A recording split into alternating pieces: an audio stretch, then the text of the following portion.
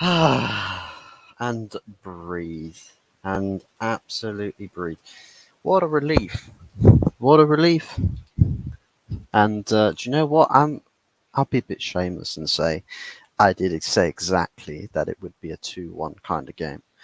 It'll be a 2-1 kind of game. I predicted it would be 2-1 in my match preview, and here it was. Here it was. 2-1, and I've got to be honest, McT800 impact off the bench. He's a Terminator because his goal was a killer. Right at the end of the game, Villa looked like they'd lost a bit of their edge. I think that was the stuffing knocked out of them. And do you know what? I mean, credit where credit is due. For a player I do not like being at Manchester United, and a player I don't rate in the slightest, impact from the bench. I wanted him stay away from the starting 11. Come off the bench and be an impact player. Do Brentford's every single week if you have to.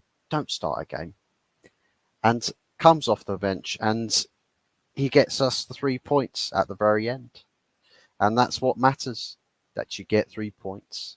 3 points collectors we need it to be if we want to have a say in Champions League qualification. And you know what? Third win on the bounce in the league. Can't complain about that. Cannot complain about that. But big ups to everybody tuning in. Stay Clint. All right, bro. All right. Stay Clint. How we doing, buddy? How are we doing? Big ups to Endman TV as well. Bless ups to you. Hope you're doing well, buddy. Nice win again for us. McTominay, I've always said 100. Definitely, I like him in the squad. Like John O'Shea. It's like the bench player that's the inevitable. Like every time he comes off, it's like you just know that he's going to end up doing something. But it's never the same if he starts the game. It's never the same impact. It never feels the same way. He never plays the same. He doesn't give them the same vibes. So if he is most dangerous from the bench as an impact player, then cool. Keep rolling with that. See just how far it takes us. Because if it takes us right into top four, into top five, you remember top five is Champions League qualification this year. If it takes us right into top five, do you know what? Maybe he has got the bench position on lock. I ain't putting him starting 11 ever. He might have a bench position on lock. You know, fairs to him. Fairs to him. If that's his specialty, then by all means, let's keep it that way. We can get top four, top five. Yeah, absolutely. We can. Is it likely? I mean, there was still 5 points, I believe, behind Aston Villa, the team we beat today. So there's a lot of work still to do. 14 games left to play in the league. And I suppose the league is primarily our current focus, or one of our biggest focuses. We are still in the FA Cup, and we still have Nottingham Forest away in the next round of the FA Cup. So, you know, there's stuff still to be salvaged from the season. It's not the most prettiest sight, if you will, but United are playing better, but is better enough? That is the next question that I think needs to be asked. Is better at the moment enough? It seems to be doing enough in the league, but as I've said already, 14 games left to spare, and top five still not certified. We've got a lot of work to still do. McShite scored the winner. He did. He absolutely did. Big ups to Jorginho. I'll tell you who is going to have to probably wear a balaclava or something, a big sock over the head, right, or a mask or something on the Sunday night takeaway show.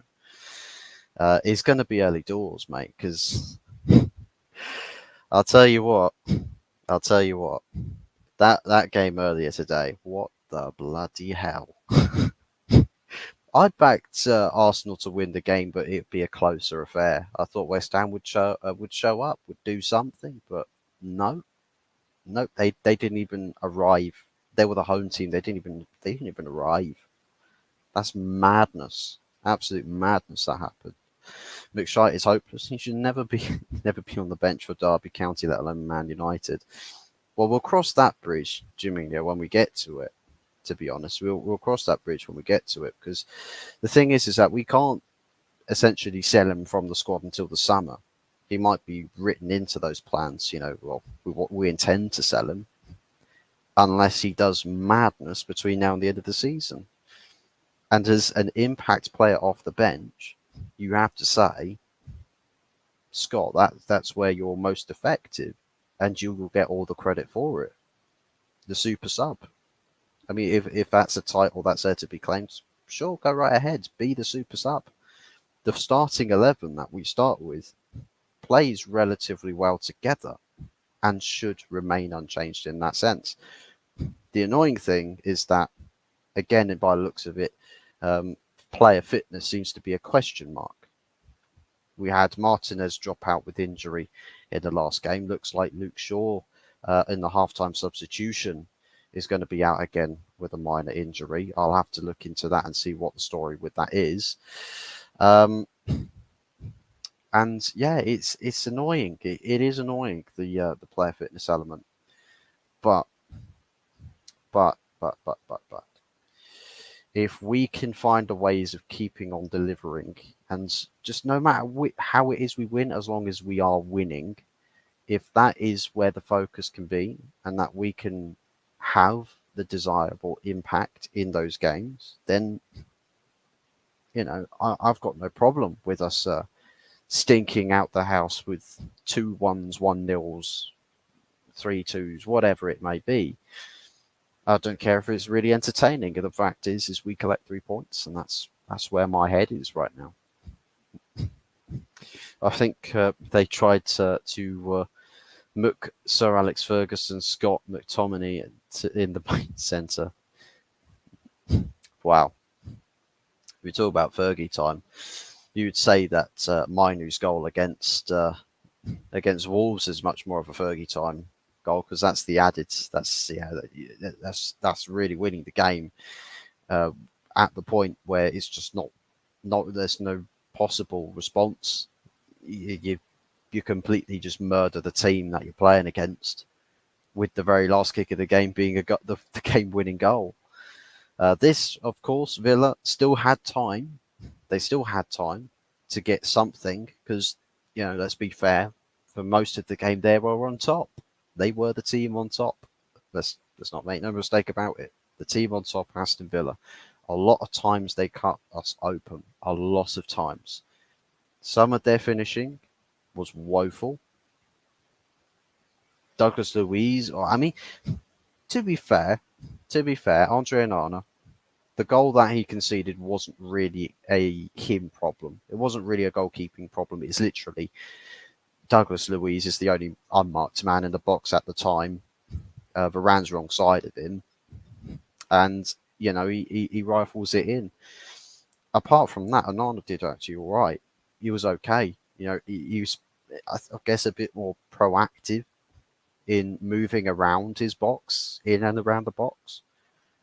Did what he needed to do to try and avert as much of the danger as possible before it became too dangerous. I think in the moments where he was face down with the opposition attackers, did what he needed to do and made the right decisions in those moments. So for me, he had an all right game. And whether you can say that's 2 games in a row for Andre Onana where he hasn't created an absolute calamity of a chance for the opposition, or done something ridiculously stupid, or where we can sit back in reflection and say, well, actually, Onana should be doing way much better than that, way much better in that moment. And we haven't got that sort of conversation to have today. So I'm happy with that. That's another plus. That's another positive for me. Harry Maguire did all right. Wasn't completely and utterly useless, though at times that defence was cut apart, and I think some of the final deliveries was a little bit off. Maybe 1 or 2 first touches, if they were better, perhaps they would have had more opportunities to score. I think most significant to me was the one where I think it was Jacob Ramsey. Jacob Ramsey, the pass comes to him. It's the defense splitting pass, but he just can't get that touch under control, and it goes to Onana. So if Jack Ramsey had a better day with his first touch, perhaps he'd have the goal scoring opportunity. But not to be. Not to be. And as the team that was essentially second best for most of that game, we pretty much hung in there. There's some question marks I've got to have about some players on the pitch, though. Some question marks. Maybe one or two moments where the midfield again a bit open. Now, I could probably say without doubt that might be to do with the tactical. Well, I say might, it is most likely to do with the tactical intuition from Erik ten Hag. That we're seeing one of the midfielders that perhaps has once or twice been seen defending or contributing defensively for the team. He's sitting playing off of the shoulder on one of the Aston Villa centre-backs. He's not a pacey player, and we're trying long balls to get him in behind. What is that about? That to me is a bit baffling. You know, you've got Rasmus Højlund who can play off the shoulder. You can get one of your wingers who's playing deeper to aid with the transition, whilst your other winger can then play off the shoulder with the pace. Perhaps that's the better option. You know, put Bruno in the more creative positions. Perhaps that's where the focus should be. And too many times that game, we see a chance that could have been go wasted because the player that's running onto a long ball hasn't got the pace to burn. And you know that in that scenario that could have been better. I think Bruno today very, very hit and miss. When we needed him to turn up, wasn't there. And the only reason why I don't say that this guy had a horrendously bad game is because it was once or twice where he connected the dots in doing the dirty work. You know, defensive duties, turning up in other positions where the team needs him to be to help actually keeping possession, to help in turning over possession, and those little details like that. But as far as the actual, final deliveries, not anything really that special. Also, not to forget Harry Maguire as well. With talking about Harry Maguire not doing much wrong, contributed with the first goal. He assisted it. Directional header. And that to me is a problem with Harry Maguire. He doesn't really direct it. He sort of balloons it. He's probably one of the best players in the league at winning headers. One of the worst players at directing them, which is weird.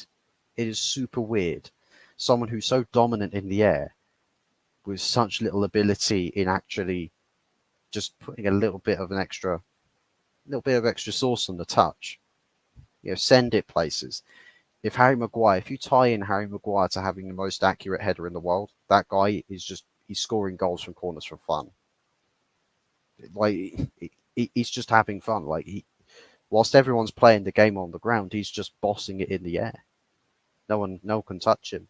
Mile High Club? Nah. Harry Maguire plays a 10-mile high club. Plays it on the ISS. He's that far in the air. But that's the downside. That's the downside with Maguire. But we shan't complain because he assisted today. And Rasmus Højlund again. Another goal on the bounce. Another goal. I don't know if I'm not mistaken, that's, what is that, either 5 or 6 games in a row that he scored. He's on a roll. Rasmus Højlund. You know what, he could have had a second today. I think it was a cross from Garnacho, where I think he delivered it a bit too early, right across the face of the goal. A bit too quick, a bit too desperate. And Højlund can never get close enough to it. So, I mean, if there was a bit more patience shown by Garnacho, perhaps it would have set up for something special again for Højlund, and you could have had a brace today. So, yeah, there's things that could have been, but put him sparingly around top players. To be fair, that's the thing. If Scott McTominay becomes this like one of these incredible, impactful bench players for Manchester United, but everything else around him gets fixed up. If McTominay comes into a Man United team off the bench and still committing with the extra striker in the box, and that's the thing, McTominay wasn't really involved in build-up. He was the finisher today, and he was the extra man. There was Højlund in the box, but there was also Scott McTominay. The cross from Diogo Dalot, that was nasty. That was a nasty cross and a bullet header to match it. It's just an unsavable. It's an unsavable kind of goal because the ball gets whipped in with so much pace and accuracy. Even Maguire, who doesn't even know what direction he has to head a ball, would still score that. It was like that. There's so much pace on that cross. It set the goal up perfectly. But at the end of the day, McTominay's the one that scored it. He's the one that killed them. He killed Aston Villa. T800 settings. McTerminator is back again. He killed Brentford already this season. He's killed a few other teams this season. And now he's killed Aston Villa. I was expecting us to win 2-1 or 1-1, or draw 1-1. A 6-0 was unbelievable. It was. Tomt, Early Doors Football TV. We've got some questions, man. We've got to have a chat. We've got to have a talk. Let's have a sit down. Let's have a chat. What's going on? What's up with that? 6-0. Who? What? How? Declan Rice single-handedly sunk West Ham into the River Thames. It's like send them out of London in shame. Off into the North Sea you shall be condemned. Away with you.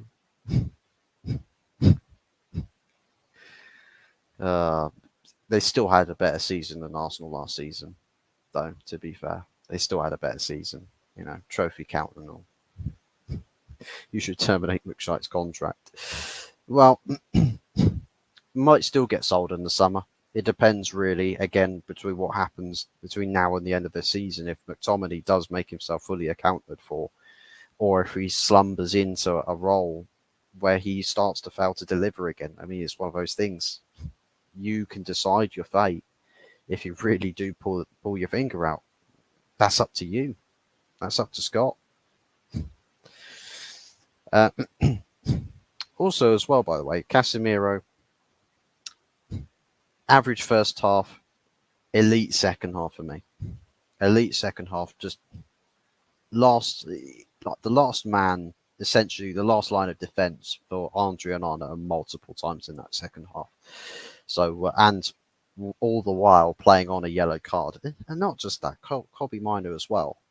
I mean, Kobbie Mainoo subbed off for Emma, but both of those guys were on yellow cards. Yeah, and had to play with extreme discipline for most of that game, and a lot of Villa's danger can come through the middle. So they had to do a lot of work there. Now, several times that midfield did get bypassed, but in many other instances, with you both being on yellow cards, it's an easy game to end up getting a second yellow to get sent off. And they kept their wits about them. So again, another game, that partnership does all right. It does okay. Again, give them another shot. Next game, whoever it is we've got next, give him another shot. Give him another game. Let's do it. Even if he's not top notch, a team's only as good as the squad players.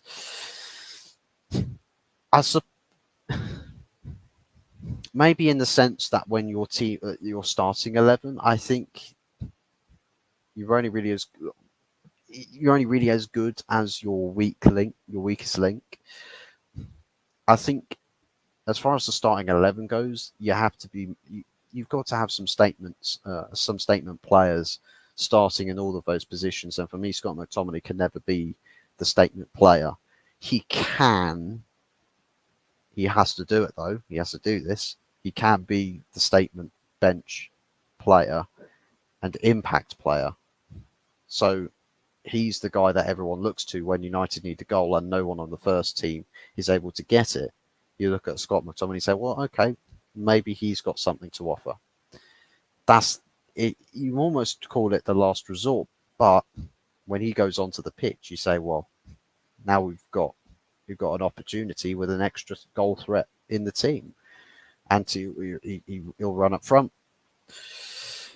McT800 offers nothing unless he's camping in the box and scores the odd goal. He's awful in midfield. Well, this is the thing, Jamino, is as a midfielder, he's not it. He's not it.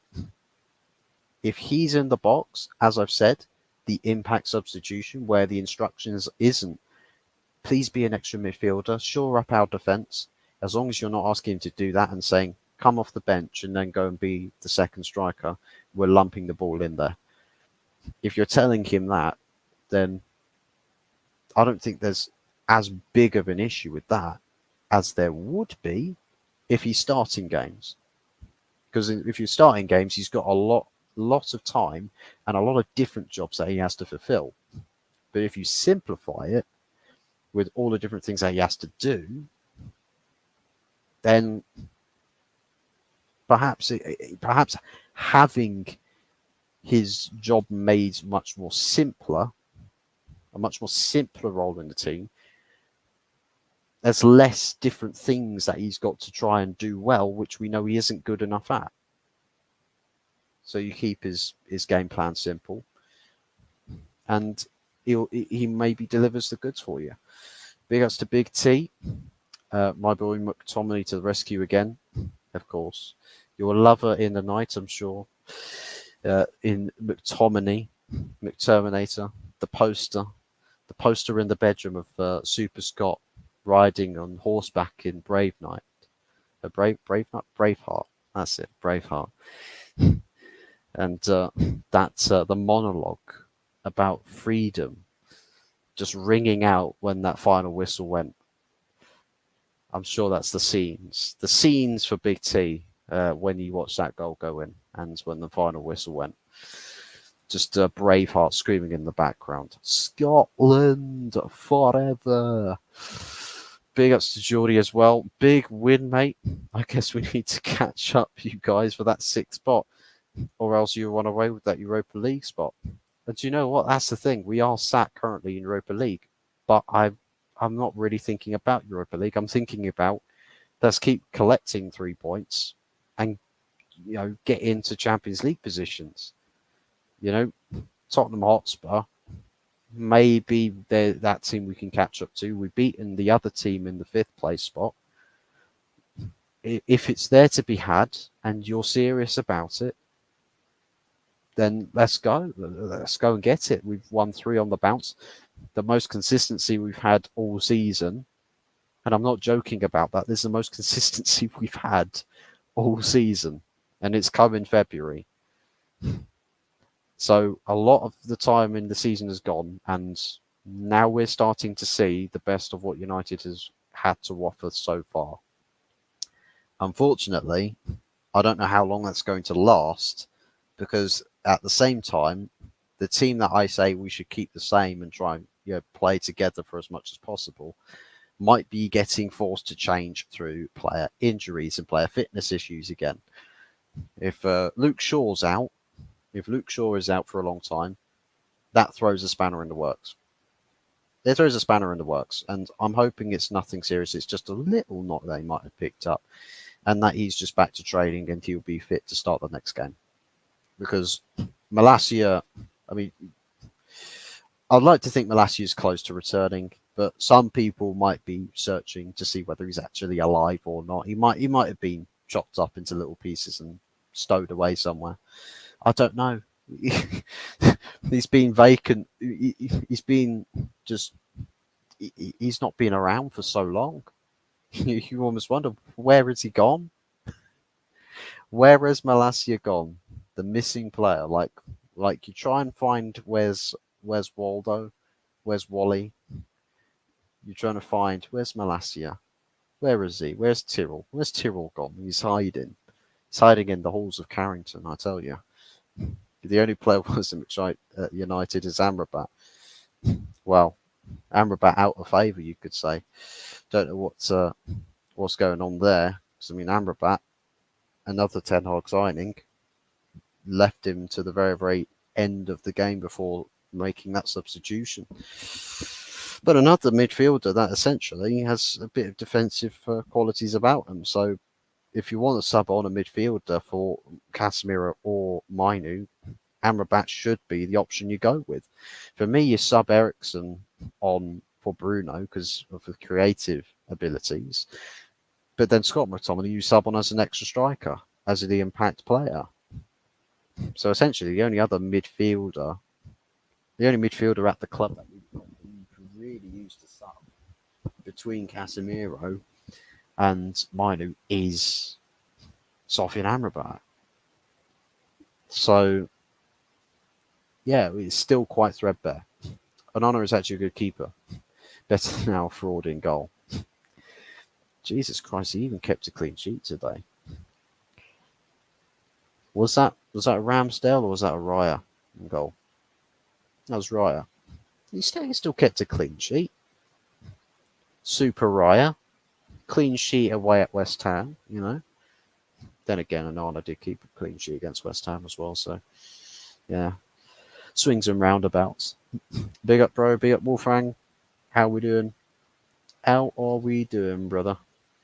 Hope everything's good with you. Think you're playing tomorrow? Crystal Palace away? For me, I think that's a 3-pointer for you. I have no faith in Crystal Palace doing anything. The McT800 strikes again. Just doesn't go away. As much as the plot line of the story wants him to go away, just constantly comes back.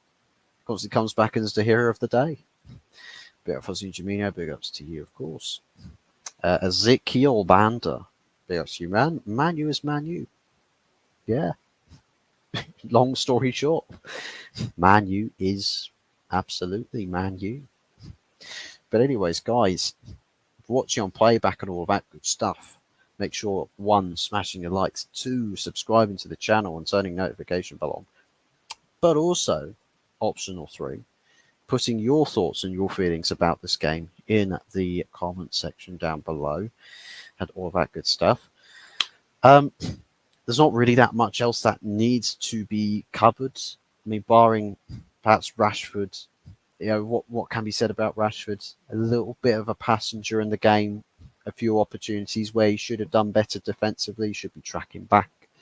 I think Garnacho was, lacking a bit in the goal threat department, but, was playing off the shoulder, offside once or twice. He needs to hold his run a little bit, try and use the pace a bit more wisely, and a bit more patience, because I think he does do things a little bit erratically, a little bit erratic from Garnacho, and that's kind of all. That's kind of all there really is to it. Rashford again, just not really anything to say about his performance, aside from lack of defensive contribution in aiding Luke Shaw, but also aiding Lindelof. I mean, Lindelof coming on to play at left back, didn't really do anything that good. Just filled in a position. I mean, aside from sending the ball out for a throw-in, I don't really think there was anything to say about him. Is what it is. But anyways, big ups to everybody for watching. As I've said, make sure you hit the likes and subscribe. On 153 subs at the moment. So again, back onto the road to 160. We keep going up and down, this channel does. Keeps going up and down. It's like a roller. It's like Man United seasons, going up and down all the time. What's going on? But love and appreciate to everyone who does contribute to the channel with the likes and the subscriptions, but also if you do share the content around them, even better. And a big thank yous to everybody that does do that. That's it from me for tonight on the channel.